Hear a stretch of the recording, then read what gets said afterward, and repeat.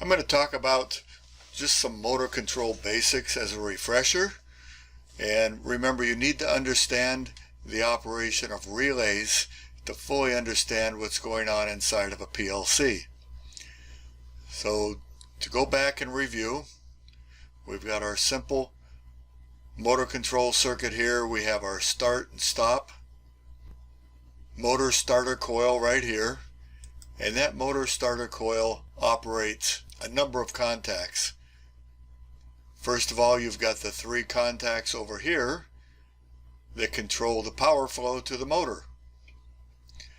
Then down here you've got a contact from this relay, and this contact is configured as a holding contact or a memory contact. And then down here you have another contact, and that's an auxiliary switching contact. So this starter has 5 different sets of contacts associated with it, and when this coil energizes, all 5 of those, since they're normally open, will close. And that's the concept that you have to understand and remember about relays. When the relay is energized, any contact associated with it will close if it's normally open, or will open if it's normally closed. So I'm going to go ahead and throw a normally closed circuit in there just so that we can see that in operation. So I'll come down here and put it normally closed, and let's find a light, and let me go get a green light. So red it's on, and green it's off. Alright, and we're going to assign this, assign that to coil M1. Now remember, this coil is a starter relay coil. It is not a motor. It's labeled M1, but it's not a motor. It's a starter relay coil. And those contacts that close over here will provide power to the motor. Now remember, we're using low current and low voltage, in this case 24 volt AC, to control a higher current and higher voltage motor. Now this relay has 6 contacts associated with it now that I added this normally closed one. Okay, I'm going to come up here and turn on the power, and I'll close the power for the motor. You can't really quite see it here, but the dark blue, it highlights this line. It changes from black to dark blue, so you can see the power coming up here to the contacts.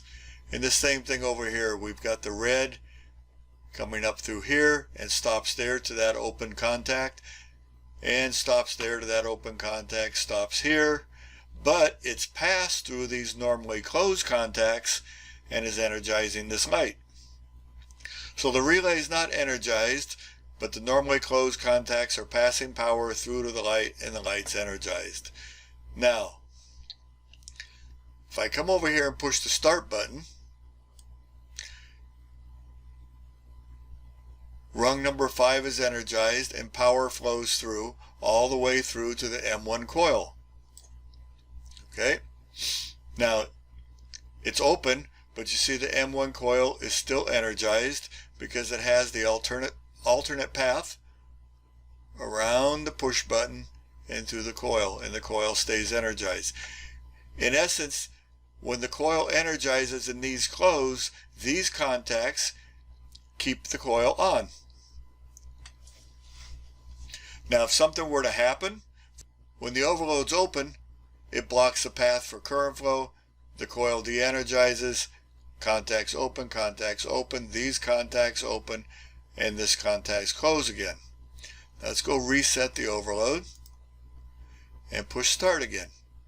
All it took was a momentary push. That'll energize, those contacts close, and we're off running again. Now let's say you've got a limit switch, and whatever motor you've got going starts spinning too fast or too hard, or maybe it's an unbalanced load. The unbalanced load would sit there and trip this, shut it down, and you can go fix whatever your imbalance was, reset the limit switch, and then you're good to go again. Again, it's important to remember this concept of a relay and contacts. Now the other thing, you've got your overload. I want to talk about overload relays, and I need to remind everybody of this, and it's something that people forget about a lot. The M1 relay right here is a voltage operated relay. When the voltage for the coil gets to its minimum value, it will energize and cause the contact closure to change. Now, the overload relay is a separate relay, but it is a thermal relay. Its coil are essentially these heaters here, these thermal heaters, and when they heat up enough, they will cause a mechanical action to happen to trip and open up these contacts.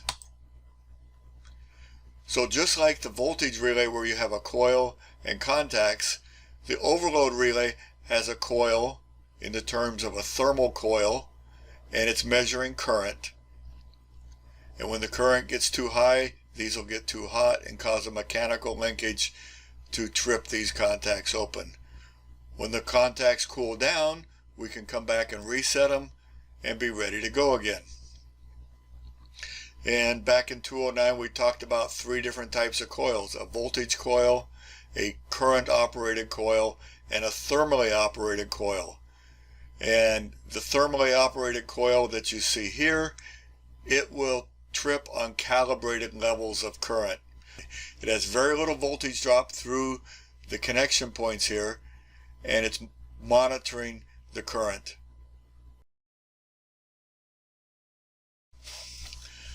Now in this example, I have a PLC with the contact instructions in there, and also showing the inputs and outputs for the PLC.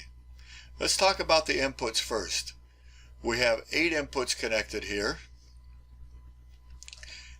and you can see these inputs all through here.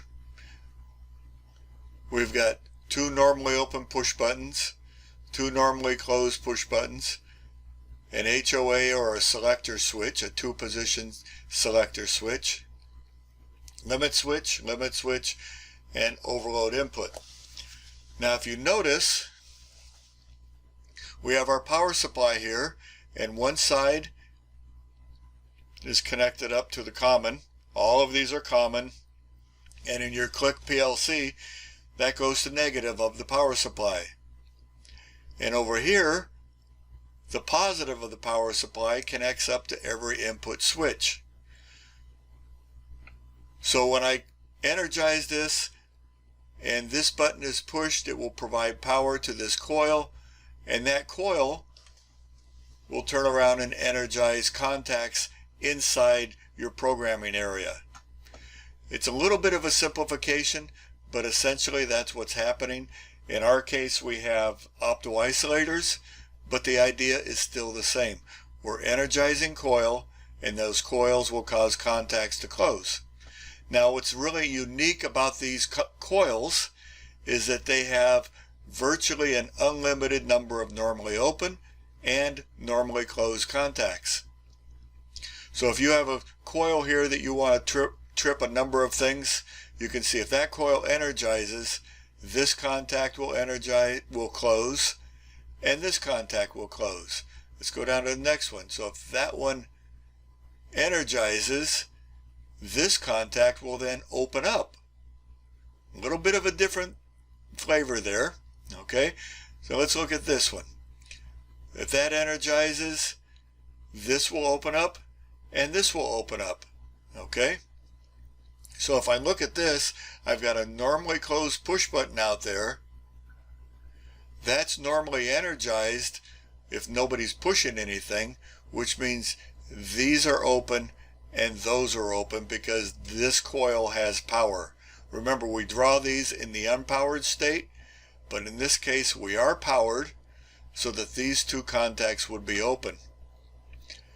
And that's what you're going to have to wrap your head around, is understanding at the input to every PLC input, you have a relay that's being energized, and that relay has contacts that are associated with it. Now let's look at the output. You can see you've got an output coil and a contact. So when that output coil is energized, these contacts close and provide a circuit for whatever you have outside. Say you have a 2-wire relay out there,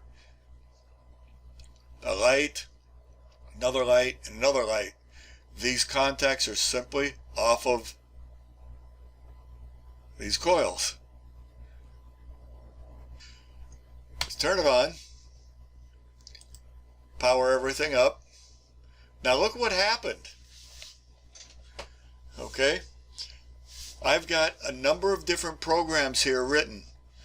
Each one of these will turn on a different output. And notice they are just contacts. I'm going to go back, turn the power off. Okay.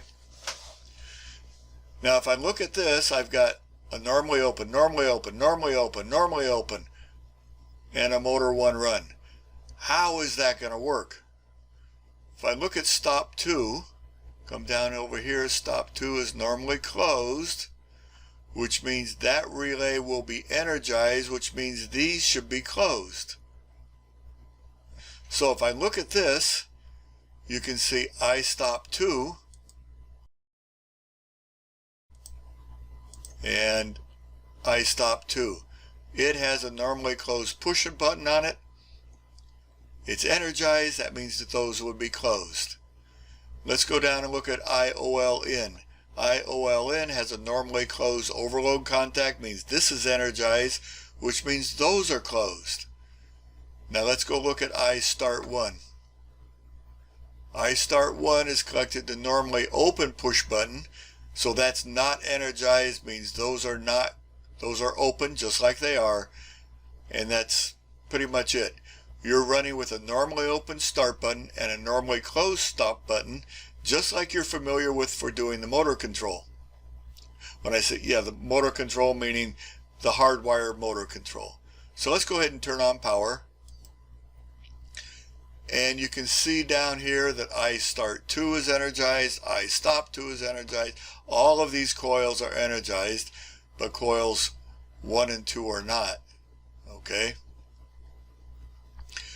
Now if I come back over here, just as we expected, this is going to be closed, that's open, that's closed, and the motor run is not energized. But if I push the start button, it's going to energize the I start 1 coil. You can see the I start 1 contacts close, provide power to motor 1 run, and these contacts close and keep that energized. Alright, very simple. Now if the overload's tripped, that'll break power here in your coil. If I push the stop button, that'll break power here and de-energize the coil. So let me do that. I'll push the stop button. You see the contacts are open, power flow broken to the coil, and there we go. Alright, let go of it, they close again, and the contacts are closed again, but both of these open contacts prevent the coil from being energized. Now one of the things you might notice that's a little different from your motor control diagrams are the overload contacts. They're over here on the left of the coil. The coil will be the last thing on your rung. There's no contacts ever to the right of your coil in the PLC program. So we check all of these and examine all of these contacts here. If you have a power flow, a single path of power flow to this coil, it'll energize. Right now we don't do that.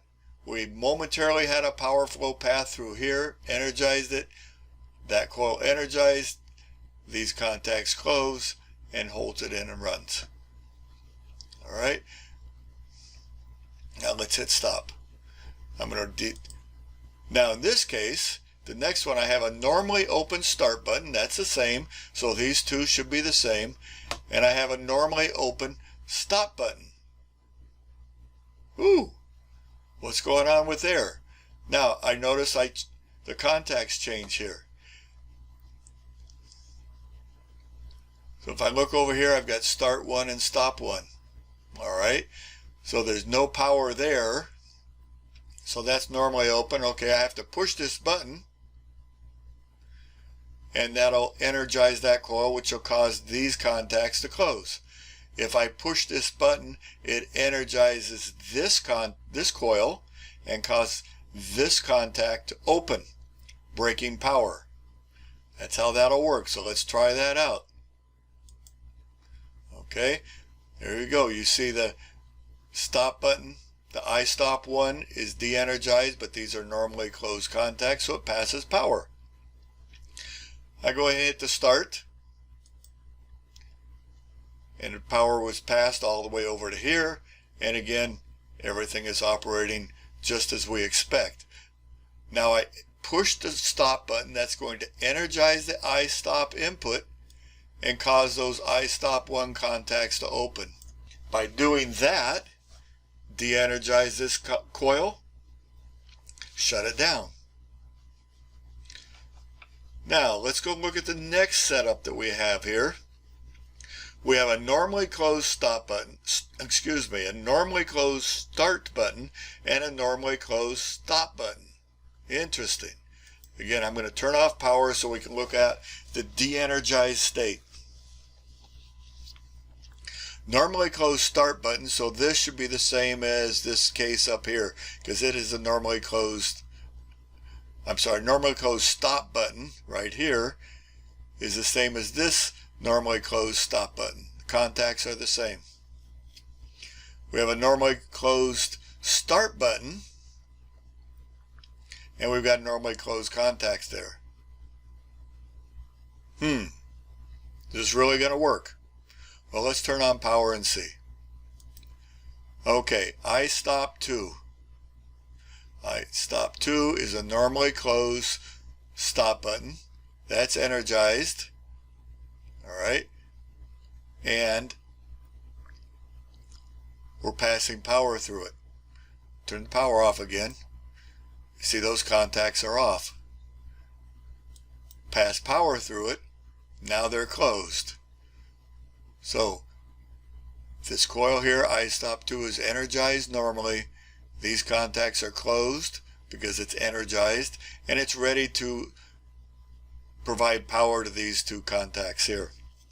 Now, I look at I-start 2. Again, that's a normally closed push button, which is energizing this coil and causing these normally closed contacts to open up. So if I want to close those contacts and start it, I have to push the button, de-energize the coil, which causes those contacts to close, and energize motor 1 on. Okay? And you can see once that energizes, the holding contacts kick in, and away you go.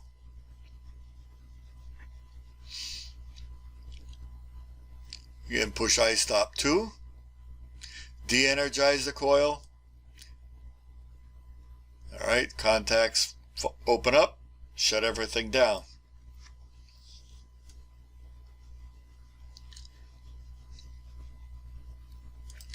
Turn off power again.